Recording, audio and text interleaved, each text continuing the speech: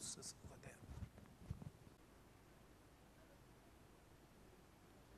Okay, so I'll talk about how to make informational videos more watchable through automated indexing. So I'll start by motivating what problem we are referring to, what are informational videos, what kind of video indexing are we talking about. So I'll introduce what those video indices are. Then I'll show you techniques for automated generation of those indices. Then a few additional use cases, and finally conclude. So we started looking at this problem initially in the context of learning. So you all have heard all these almost become cliches, right, about India's demographic dividend and potential demographic disaster.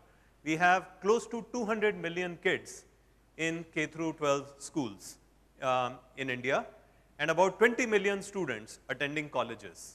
And most of us in India know that most of these students end up having fairly poor learning outcomes. If you look at there are so many studies, for instance, by Pratham. You take a kid in standard 5th or 6th and ask them to do a simple division problem, and there are results showing 75% of the kids, I don't remember the exact test that was done, unable to do it. If you look at engineering, which we are all familiar with, again, numerous studies showing how barely 20 to 25% of the students have been considered employable by the IT industry. And this is when the IT industry was doing relatively mundane tasks. That is when about 20 to 25% of the students with the engineering degree were employable. Now, as the IT industry moves to more automation and again AI, machine learning, that percentage is dropping, right? So there have been a recent study where aspiring minds showed that for a software development job, they often found only maybe 2 or 3% of the graduates were employable, right? So we all know there's a very serious problem. Now, the bright spot here to me is all of these videos that are now becoming freely available. While we have a severe shortage of teachers, I mean, if you think about 220 million students in the country, you need several million teachers, several million great teachers to be helping these kids learn. And we all know the severe shortage of good teachers. But again, the bright spot is all of these video lectures which are becoming freely available. Now, the main problem that we are tackling with these video lectures is the problem of poor engagement. So how many of you have once in a while used some of these online videos to do some learning on your own, right? To pick up some information about some topic, right? Almost all hands in the room are going up, right? So that's showing the power of all of these videos. So now let me ask you the follow-up question. How long can you watch these videos before you start becoming impatient? I don't know about you. When it comes to movies, I can watch a movie for hours together without even batting an eyelid.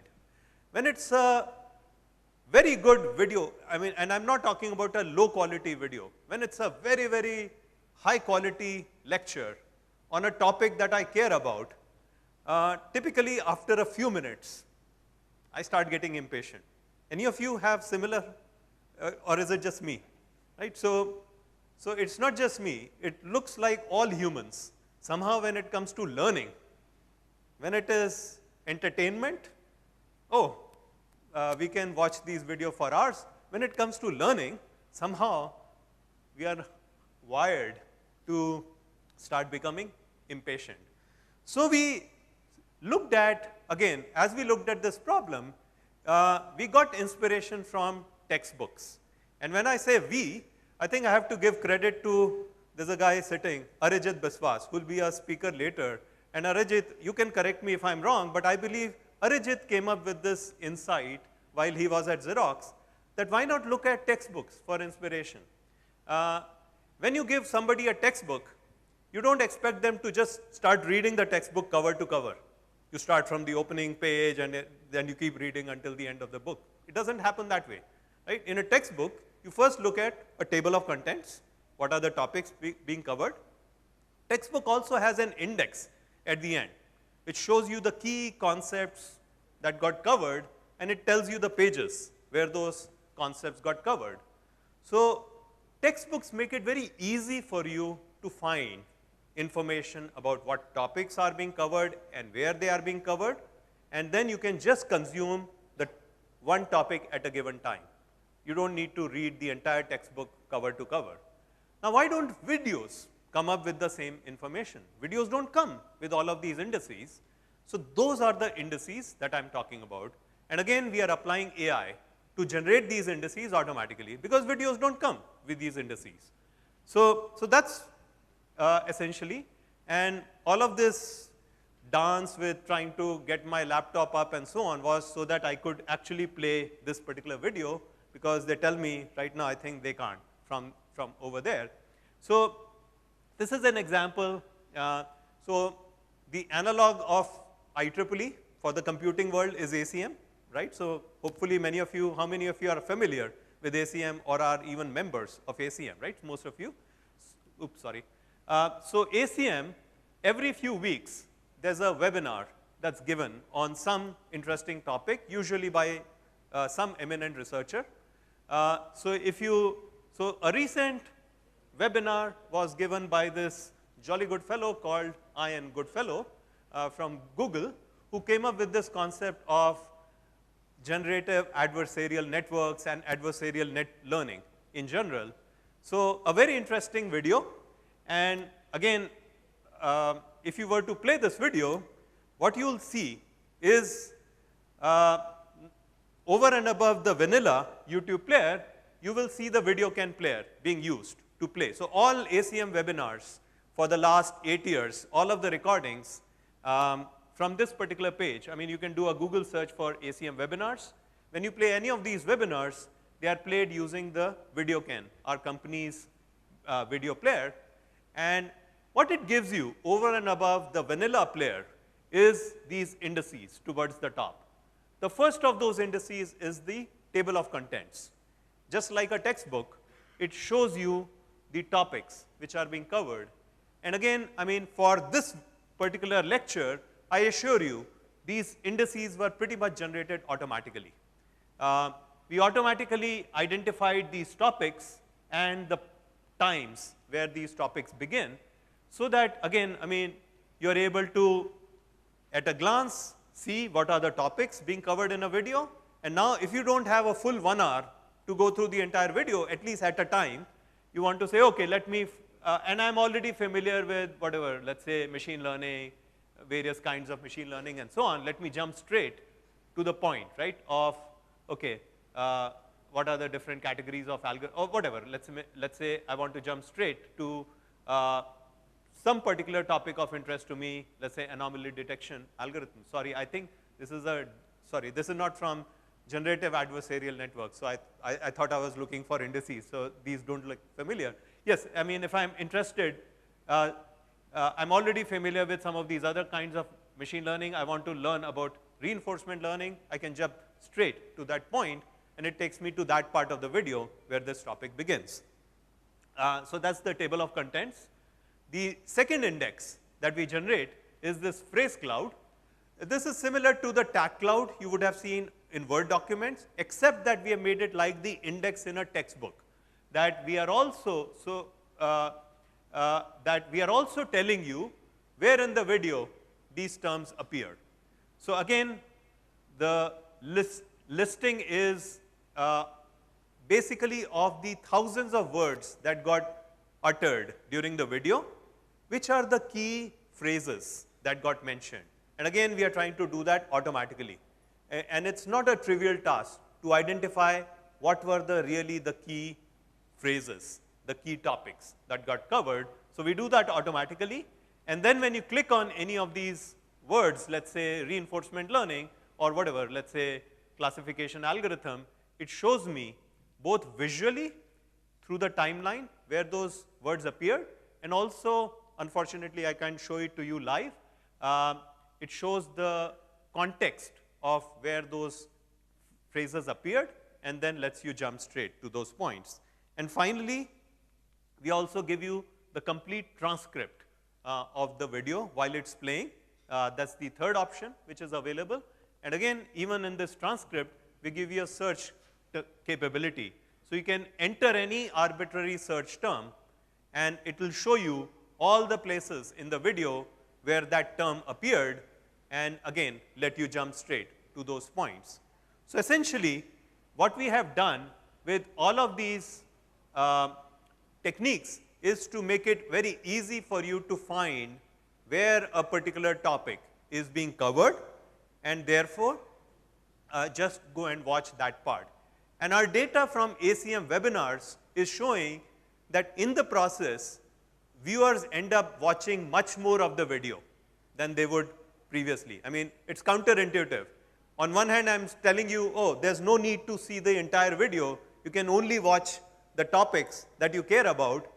But when we give you information about the topics which are being covered and let you jump straight to those points, people end up watching much more of the video.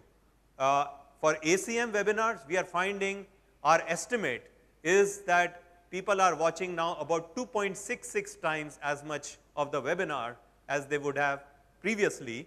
And that's because the normal viewing pattern is you start playing the video, you watch it for a few minutes, or in many cases a few seconds, and that's it, you give up.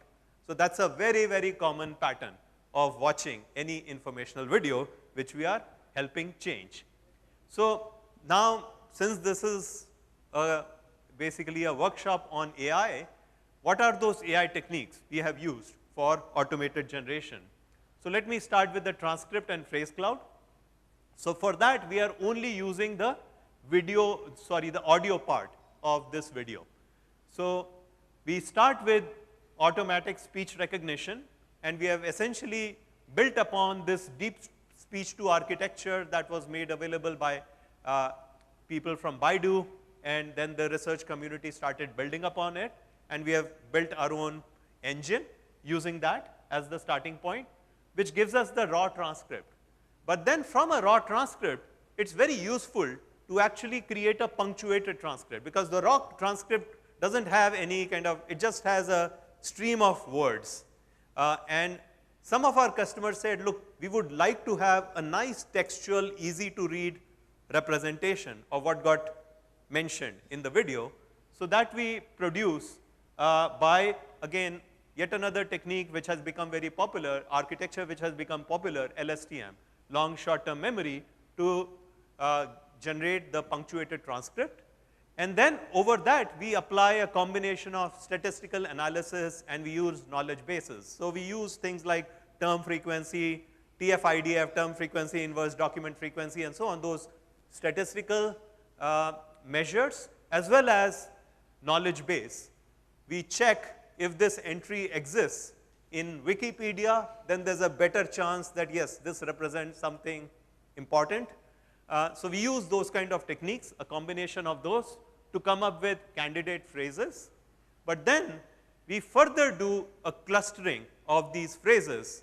So what happens with this clustering is that you start you automatically start identifying the domain corresponding to that video. If it's, let's say, a lecture on a given topic, as you do the clustering of these candidate phrases, you start to see the topics emerge, the topic which was being covered in the video, right? So machine learning, supervised learning, reinforcement learning, all of these now, regression, these are all now related terms. They become part of that cluster. And then there would be occasional other clusters that you might end up also seeing, which could be perhaps things like healthcare, whatever, education, and so on, right? Could be, let's say, candidate areas and so on. So you start to see those clusters emerge, and in the final phrase cloud, you do want some level of diversity. So you do want some phrases from different clusters, as well as you don't want too many irrelevant phrases, which don't kind of really pertain to the topic of the video. So that's where this being part of a cluster tells you that this is more of a relevant phrase. But again, from that set of relevant phrases, I mean from that cluster, you don't want everything to be just from that cluster. So then we do a further filtering of the lower ranked phrases from within each cluster. We filter them out and finally come up with the final set of key phrases that are highlighted. So then how does the table of contents generation work? So we start with the video, and we first do a text-driven segmentation. So when we applied standard techniques of video segmentation, they just don't work very well for video lectures. There is, I mean, literature is full of various kinds of techniques for video segmentation. They just don't work. So now we do a more of a text-driven video segmentation to identify which are those frames which contain a fair amount of text. Because, so for table of contents, we are really relying on visual information from video lectures, the slides where somebody is presenting things, or a blackboard image and so on. Or sometimes there are animations where you do have text comes up on those screens. So we look for those kinds of images which are containing a fair amount of text by using these fully convolutional neural networks, and then identifying amongst those, because there would be many frames which would have those images, then amongst those we are trying to select which is the one which has whatever the maximum amount of, in some sense, text.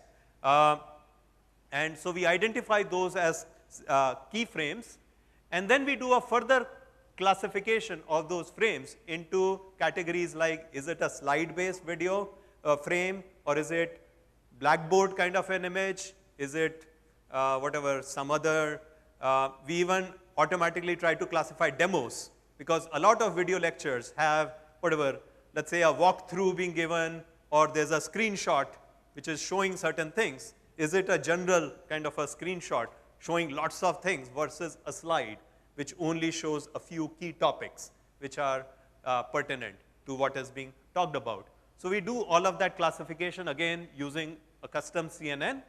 Then we apply region CNN, RCNN based techniques to identify the actual region which contains that text. Because what happens is, let's say if this talk is getting recorded, sometimes it might show a speaker.